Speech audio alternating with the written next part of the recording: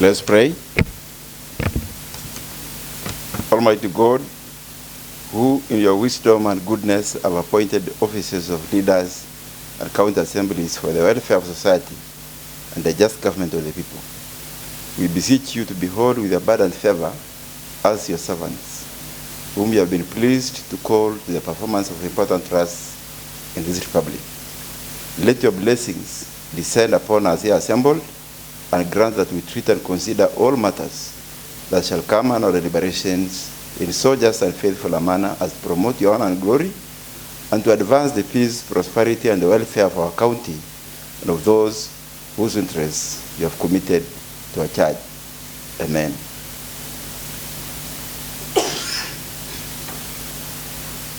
Please be seated.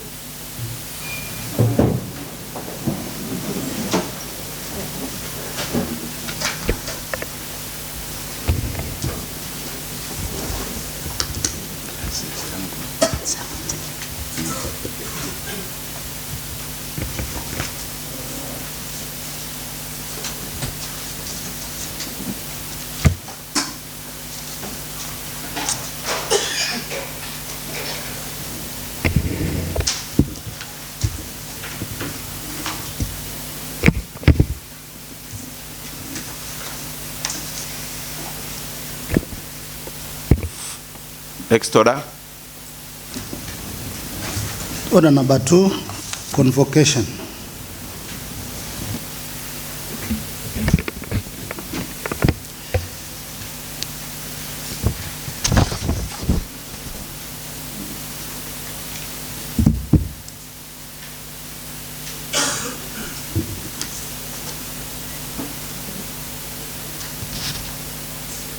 Your Excellency,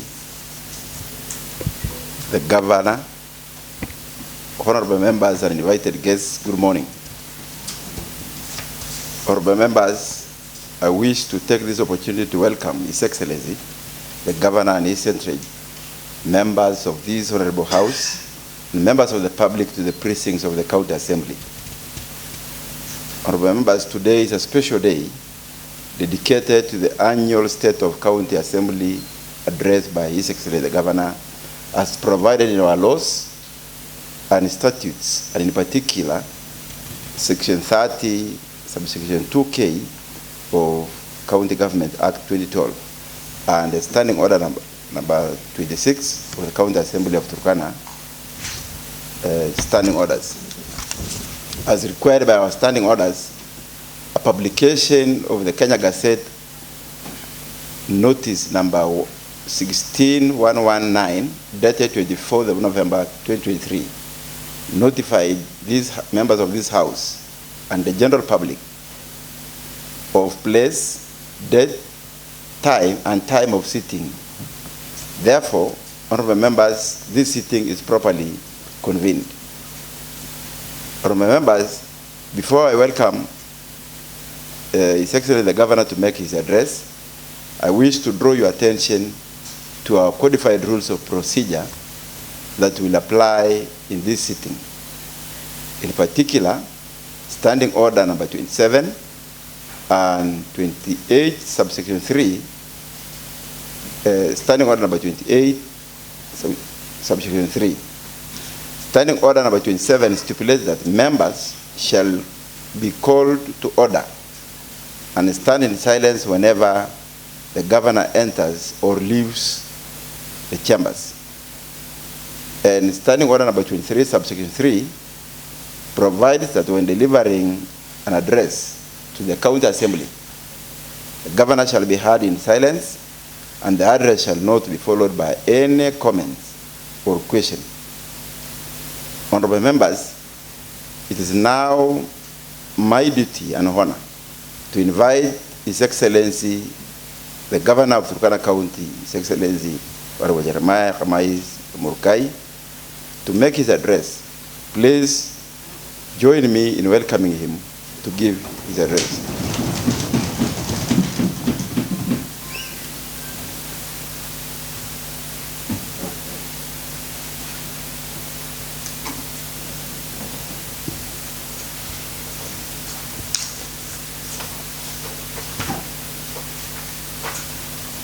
Thank you very much. The Right Honorable Speaker, Honorable Deputy Speaker, the Right Honorable Speaker, Honorable Deputy Speaker, Honorable Leader of Majority,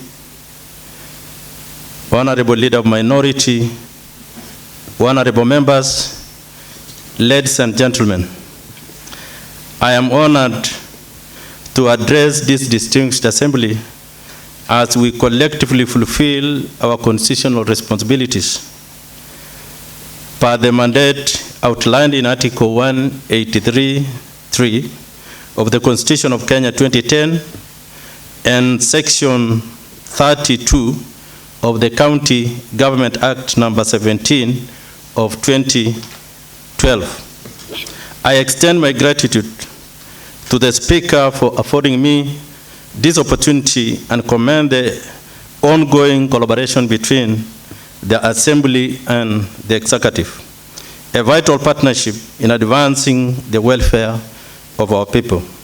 As we convene for my inaugural State of the County address, it is my privilege to present a comprehensive overview of the strides achieved by the county government since assuming office last year, alongside our visionary plans designed to positively transform the lives of our citizens. Mr. Speaker, upon assuming office on August 25th, 2022, we pledged to instigate transformative governance reforms, reshaping the operational landscape of the county government. These reforms were conceived to ensure that the government functions as an effective instrument for the betterment of our people with a steadfast commitment to responsible resource allocation.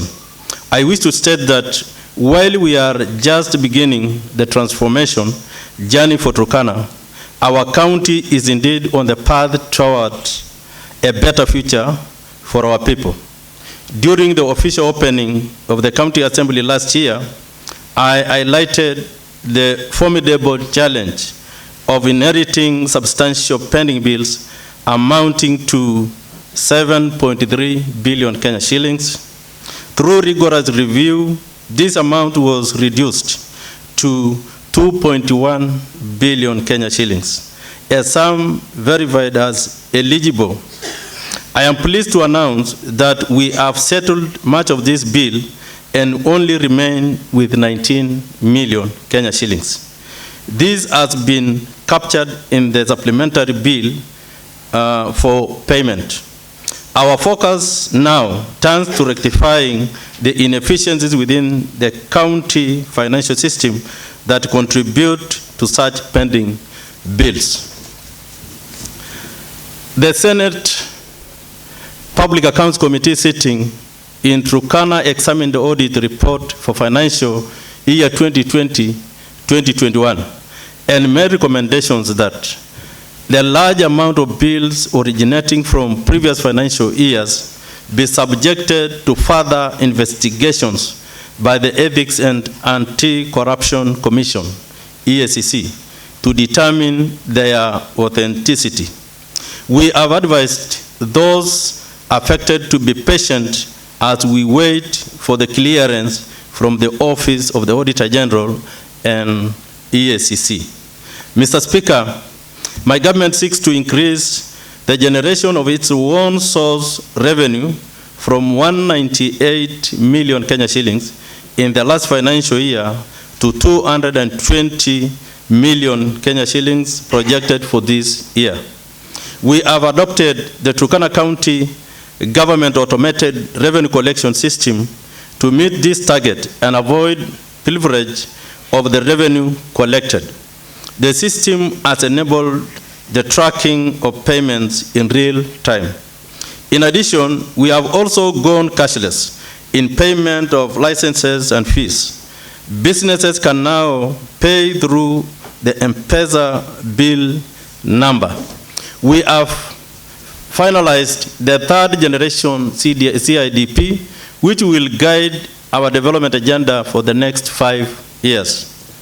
The plan will be launched this December and has integrated the 9-point development agenda, the national government's bottom-up economic transformation agenda, SDGs, and the African Union Agenda 2023. My administration's vision for Turkana County is spelled out under the 9-point development agenda, which prioritizes key areas of focus for the county. Mr. Speaker, improving access to water stands as a priority within the 9-point development agenda. The vision is to transform Turkana's long history of water scarcity, worsened by the challenge of prolonged drought. To bridge the water access gap, we successfully implemented a 100-day Rapid Results Initiative, RRI. This initiative led to the rehabilitation of 68 water infrastructure, directly addressing immediate water access needs for 3,600 households across the county. Additionally, recognizing the severity of the emergency drought, the Water Department launched a water tracking system serving the most adversely affected populations in over 50 locations. The water agenda takes a focused approach to addressing challenges in Lodwar municipality. We injected 100 million Kenya shillings to enhance water access, which was invested in setting up 7 new 100 cubic meters steel tanks. The tanks are in Kanan, Komboni, Legio, Narewa, Trans-Africa, Namariat, and the Ministry of Health offices in Awitoro. These tanks will boost water storage capacity for residential areas within the municipality. To accommodate the growing population and rapid urbanization in Lodwar municipality, we have identified and surveyed 18 locations for additional boreholes. 8 boreholes have already been completed, with works progressing to finalize the remaining 10 boreholes. Notable successful projects across the county include the Nachukui 30 million Kenya shillings water project. This project encompasses an 8-kilometer integrated pipeline, 2 water kiosks, and an elevated 100 cubic meter steel tank. To address the water situation in Kalokol, we have allocated 42 million Kenya shillings. This will supplement other projects under the SOCA projects being implemented by practical action. We are implementing the Turkana County Water Act 2019 to establish effective water governance, which is critical for the sustainability of investments in the water sector. The establishment of an interim board for LOASCO is a significant step towards transitioning to an urban water company. The new company will take over the management of water services in our urban centers. We have conducted a county-wide sensitization drive on rural and urban water companies, which will lead to the launch of the water utilities and a management committee. In partnership with UNICEF, the county has developed a 25-year water master plan for Lodwar municipality. The plan will guide investment in the water sector and be a resource mobilization tool.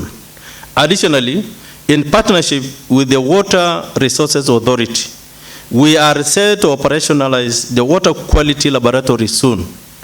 This lab will reduce testing costs by ending reliance on labs outside the county. Mr. Speaker, our commitment to addressing food insufficiency is unwavering, and we are actively engaged in establishing sustainable infrastructure to maximize the productivity of our irrigation schemes. Recognizing the challenges posed by the climate change, we are diligently working to climate-proof these vital systems. These vital systems. In pursuit of this, we have successfully rehabilitated and expanded the Kapelibok, Naurenpu, and Natirai irrigation schemes. Embracing innovative technology is pivotal to our strategy for boosting crop production. The county has invested in water-saving technology, implementing model drip irrigation schemes in Nakwamoru, Namiguro, Lobei, Nakwapua, Kakwanyang, Loborot, Kanugurmeri, and Anyangakipi, and Morulem, with various stages of completion. Additionally, integrated spade irrigation schemes in Namalten, in Katilia, and Na Orobei, in Kamatoda, signify our commitment to enhancing agricultural productivity. Under the agriculture sector development support program, we have successfully reclaimed 200 acres and established water harvesting structures at Lorengipi in Loima and Nanyangakipi in Songot. These aligns with our broader efforts to increase the acreage of land dedicated to crop production.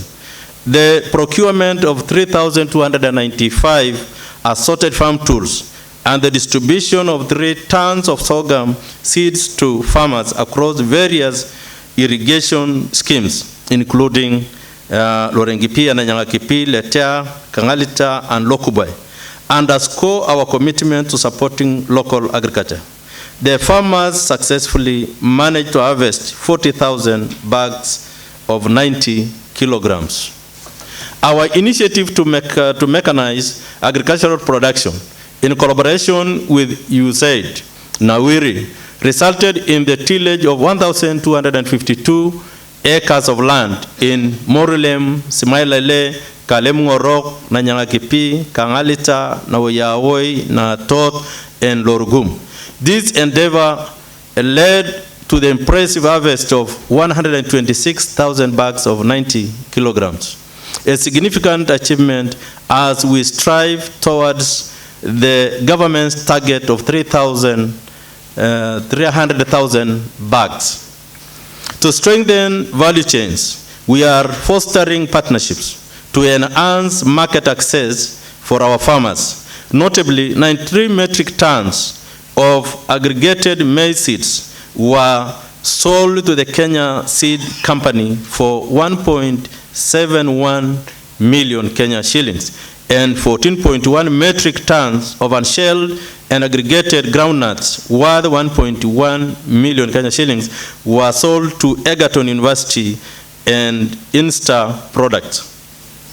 Acknowledging the challenges faced by our pastoralists, especially in the face of a prolonged drought, we procured 34,247 bags of supplementary livestock feeds at the cost of 50 million Kenya shillings.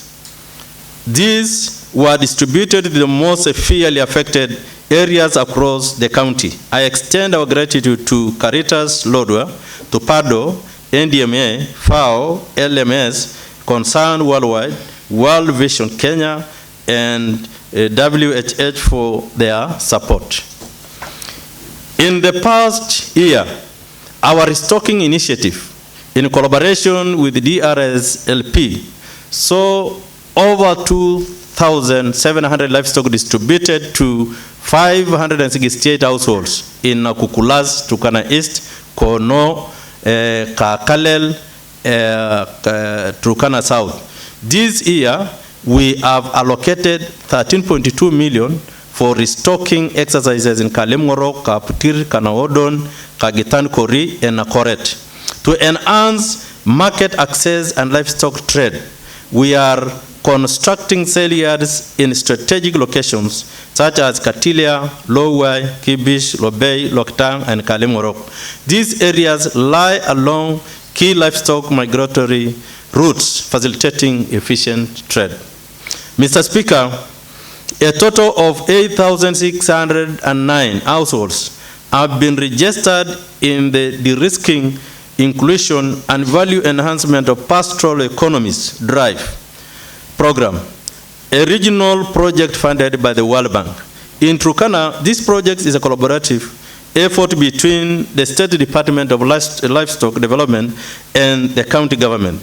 The initiative aims to protect pastoral economies against drought risks, increase financial inclusion, and better connect pastoralists to markets. Turkana is among the ASAL counties benefiting from the program, with over 48 million Kenya shillings already disbursed during the first phase.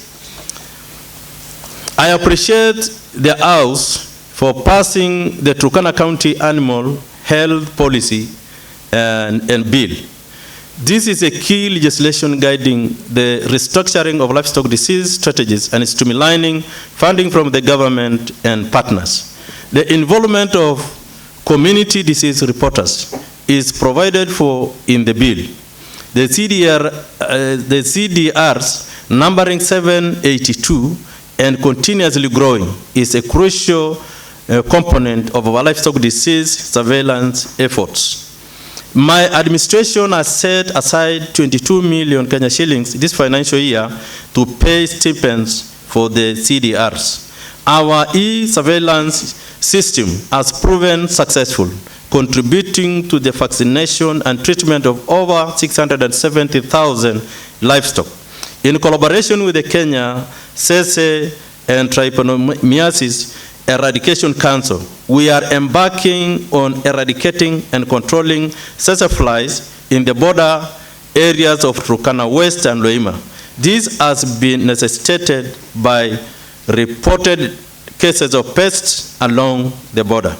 Our collaboration with the Kenya Veterinary Vaccines Production Institute ensures the quality supply and distribution of vaccines, with 30 million Kenya shillings allocated for the purchase of veterinary drugs and supplies this year. Recognizing the critical role of fisheries in our food security agenda, we have demarcated a strategic area known as Nairobi in Kalokol Ward. This 1.5 kilometer square shore is essential for members of Ekoyo and Nariemet beach management units for fishing. And the demarcation aims to reduce cases of crocodile attacks and enhance animal breeding site safety. The county's fisheries support program includes the distribution of equipment, capacity building, and policy development to boost sector growth. In June this year, we distributed equipment valued at 44.6 million Kenya shillings to 28 beach management units in Kalokol and fish traders at Natogo in Lodwar and Togokayeni in Kakuma. This initiative, supported by the Emergency Locust Response Program and the Agriculture Sector Development Support Program, aim to promote the fish value chain and minimize post-harvest losses. To address post-harvest losses, we are establishing a 9 million Kenya shillings fish banda at Katiko and partnering with the World Food Program to construct a similar facility for Impreza BMU in Kalokol. Our vision for the sector includes the establishment of 18.4 million Kenya shillings fish processing unit in Kalokol for value addition and addressing post-harvest losses. Mr. Speaker, in our commitment to unity and the promotion of peaceful coexistence, we have invested in internal and cross-border peace initiatives. While we remain optimistic about the progress achieved thus far, there has been concerning rise in attacks that have derailed the collaborative efforts by the national and county governments and other peace actors. We are grateful to President William Samoei Ruto, for responding to our request and deploying National Police Reservists to address the escalating issue of runaway banditry in Lokichogio, Loima, Turkana South, and Turkana East sub-counties. We have appealed for additional NPRs, particularly in the security hotspots of our county. In response to the plight of victims affected by disasters and banditry attacks, we have allocated 100.3 million Kenya shillings for the construction of new resettlement schemes and the renovation of existing ones. We have identified key areas for establishment of new resettlement schemes, including Marakalo in Lobei, Kotaruk, Kolok in Katilu, Ngikengoi in Katilia, Nadapal in Lokichogio, and Lopii in Lokori, Kochodin. Mr. Speaker, under the health agenda, my administration is dedicated to providing quality health care. We have made strides in addressing the gaps in the healthcare sectors, including staffing, referral services, supply of essential medicines, and insufficient infrastructure. We have recruited 46 new health care workers comprising medical officers, physicians, medical consultants, nurses, nutritionists, and community health assistants. These specialists have contributed to reduce referrals and the cost of access to health care. We have also changed the terms of service of 8 medical officers, 68 nurses, and 27 clinical officers from contract to permanent and pensionable establishment. Additionally, 141 casualties at LCRH and the sub-county hospitals have been confirmed to further strengthen service delivery.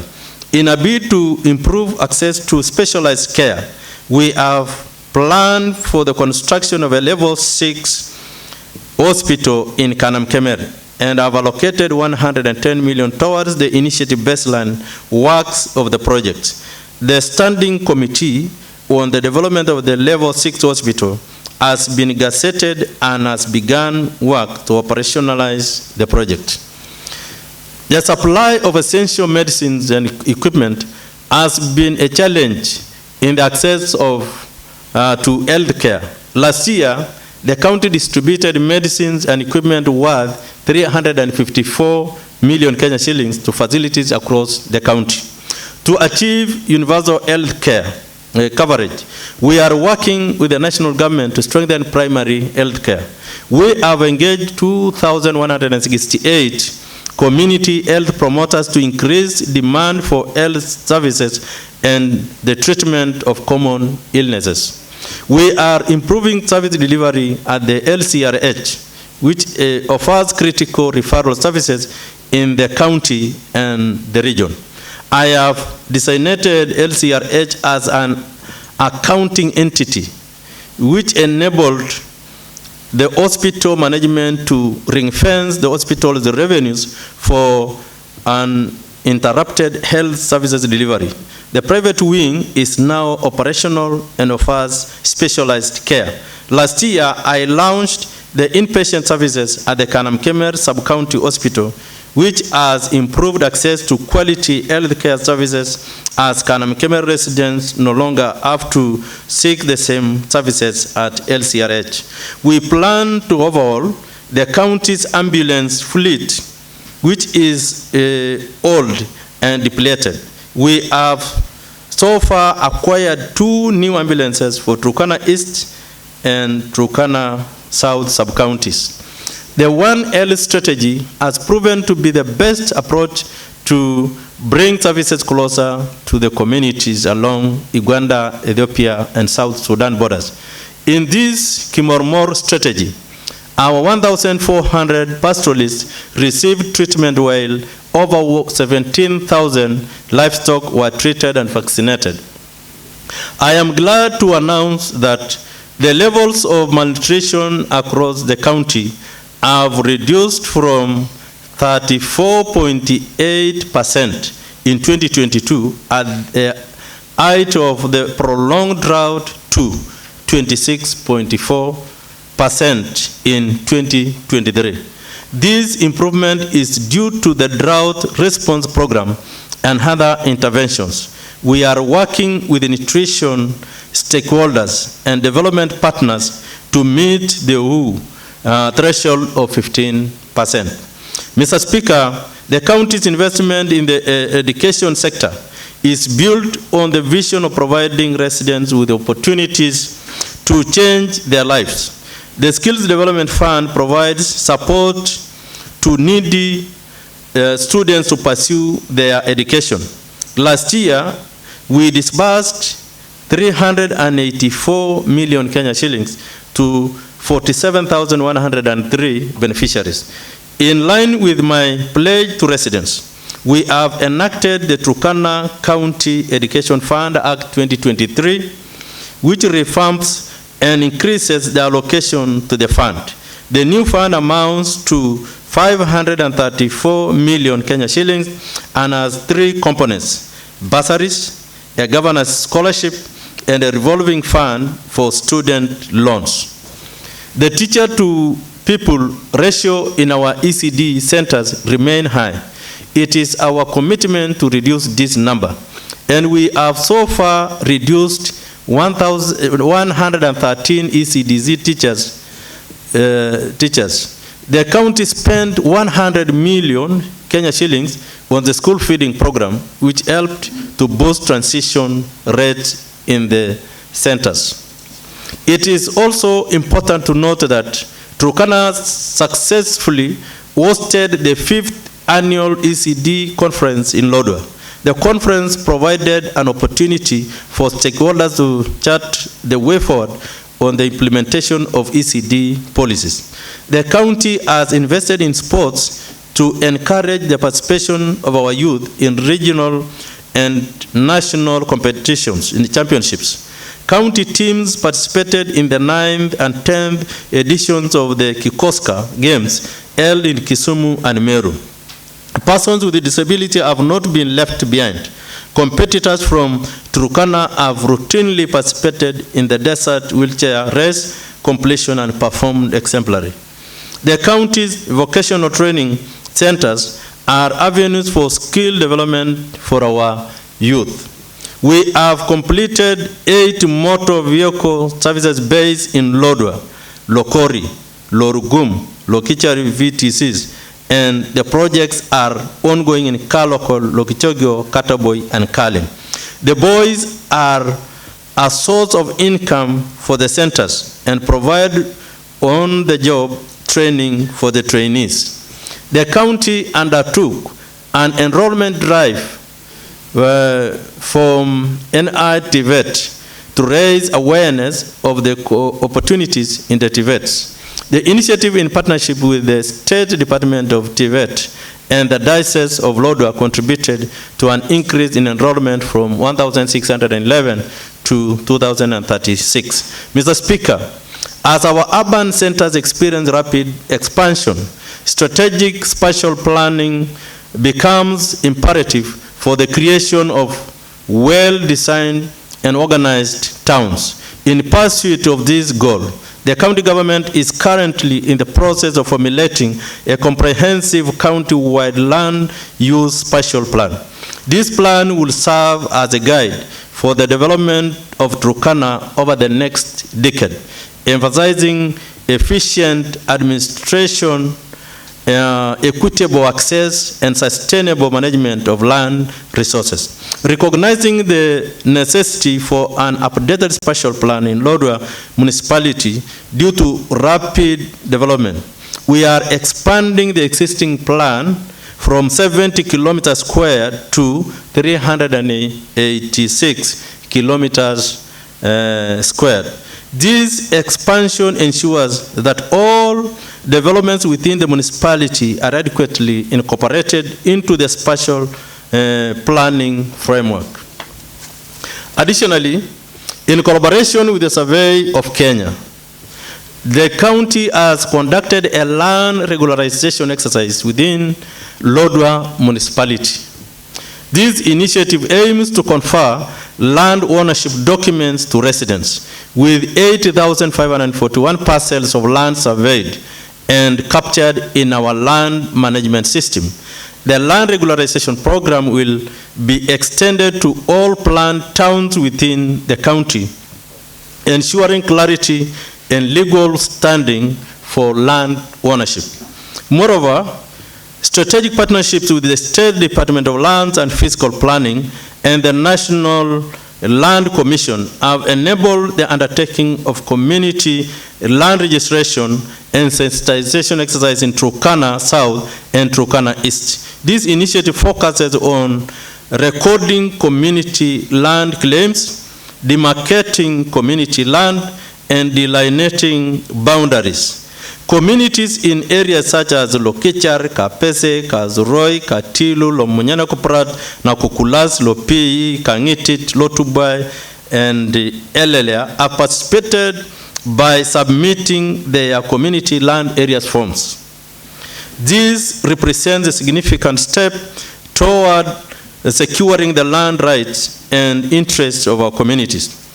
In line with our commitment to urban development, we are on the course to operationalize Kakuma municipality.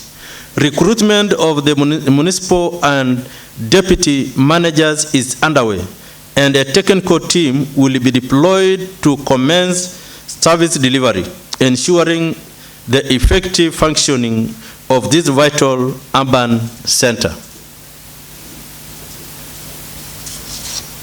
Mr. Speaker, access to capital is key for enterprise development, which in turn stimulates economic growth of the county. Biashara Fund, totaling 200 million Kenya shillings, will be distributed to 1,500 MSMEs by the end of the year.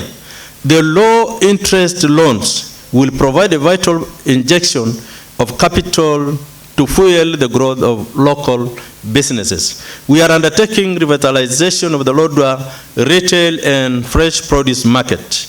This upgrade targets the improvement of the business environment for traders in the town. Similar renovations are underway in sub-counties, with the completion of markets in Letia and Naduat, and construction ongoing in Katilia and Todonyang. Under the Kenya Devolution Support Program 2, the Kanamkemer Fresh Produce Market is complete and will soon be launched. The county has identified a piece of land in Kakwanyang for the establishment of an industrial park.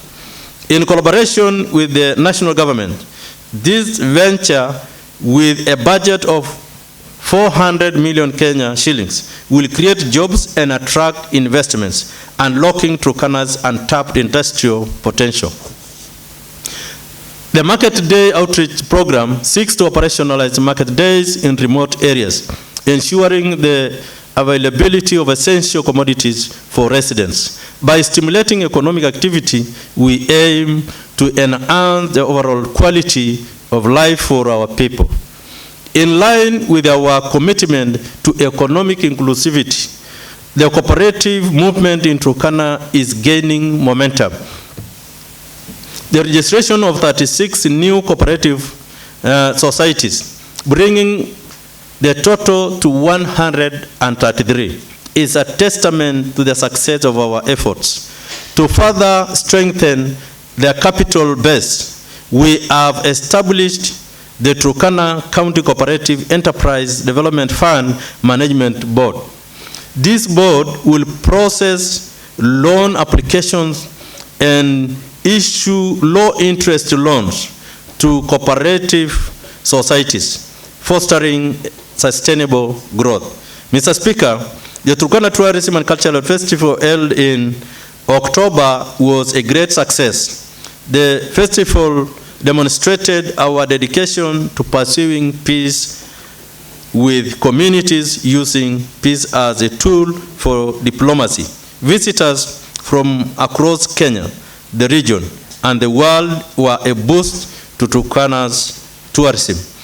We promise to place culture and tourism promotion at the center of future festivals. I am happy that the national government has promised to support next year's event and has already allocated 25 million Kenya shillings to the event's budget.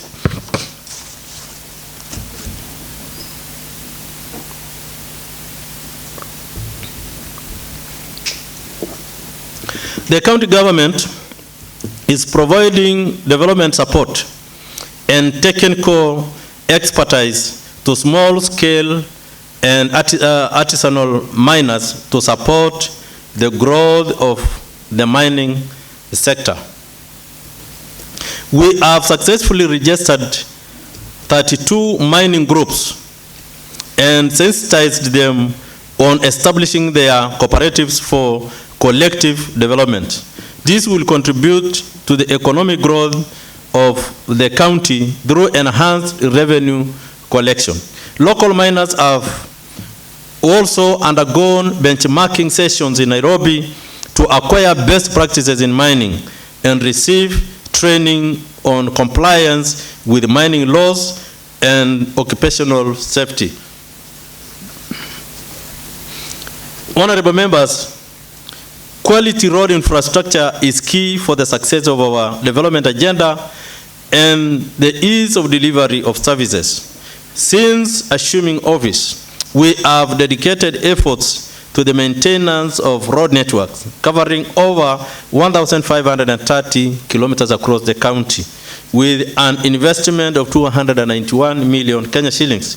Notable achievements include the successful completion of drift in Nakirezia in Lokiriemea, Kopotia in Kaleng, and Kabilit in Kakuma, along with the construction of a 500-meter rigid pavement in a park.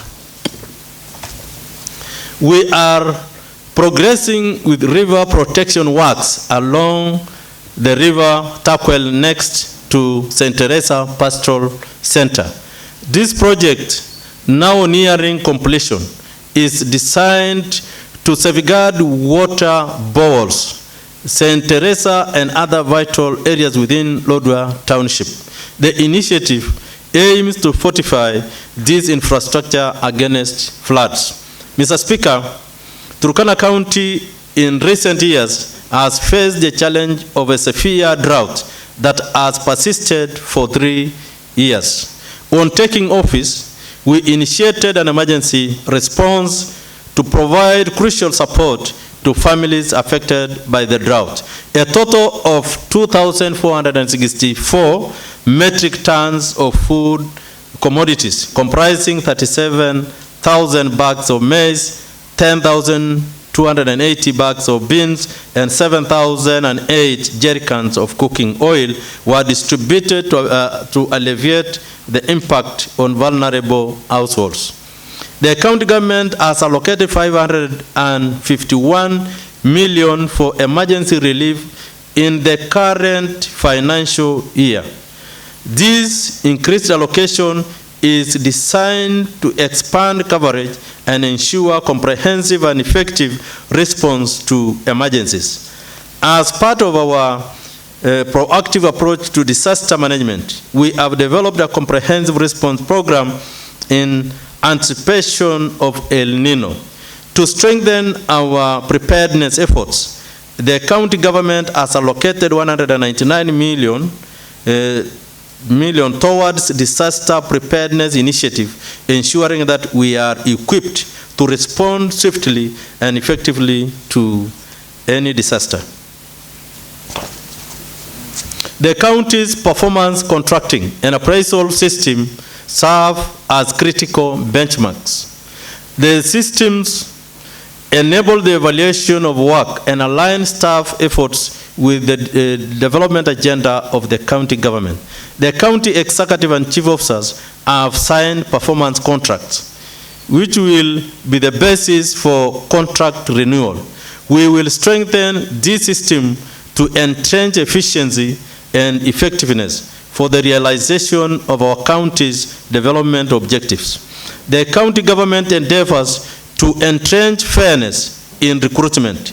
We have maintained a fair distribution of senior positions in all recruitment exercises, including that of directors and deputy directors. We have also appointed sub-county and ward administrators for newly created Aro, Sukuta, Lokriama, and Lokichoge sub-counties. To fulfill my election promise, the county government absorbed 120 technical casuals who were appointed in 2020 to county public service in various departments. The Turkana County Internship Program provides an opportunity for graduates to acquire and develop technical and professional skills that will enable them to compete in the job market.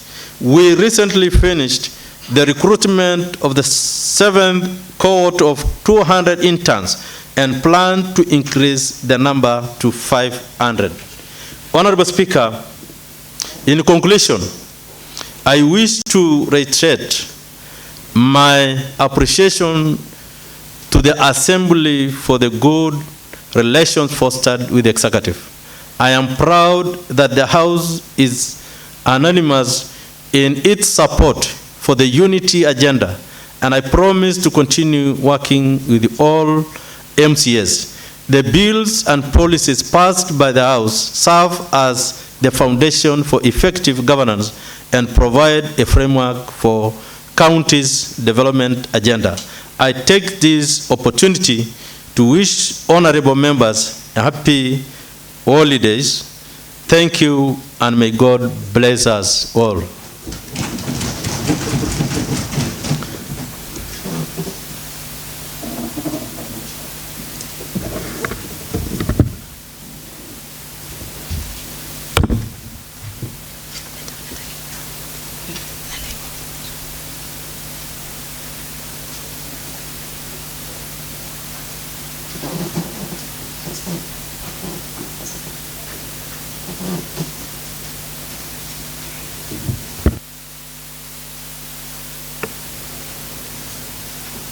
Next order.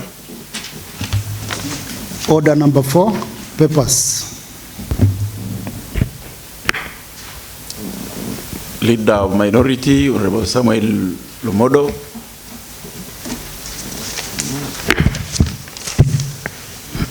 Thank you, Mr. Speaker, sir.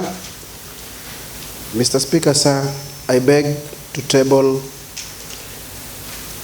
the Governor's State of the County address. Please proceed.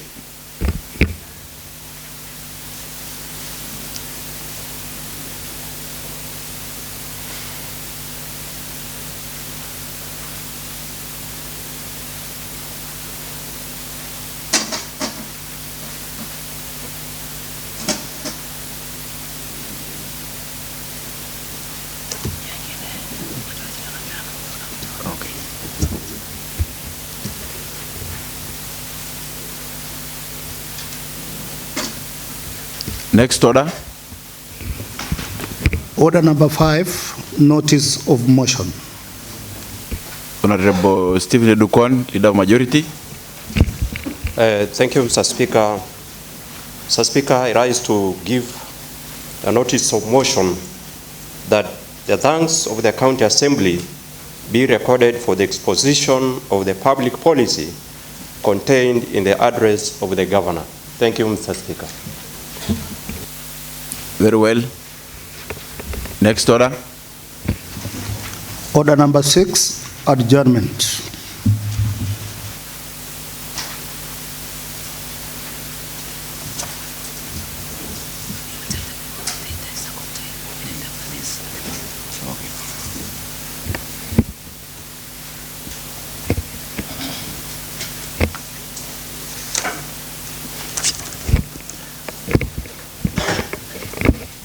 Honorable members and our guests, you are reliably informed that there will be a cocktail just outside in the usual place. Therefore, would converge there after the session is over. Honorable members, the House stands adjourned until tomorrow, Wednesday morning, 9 a.m.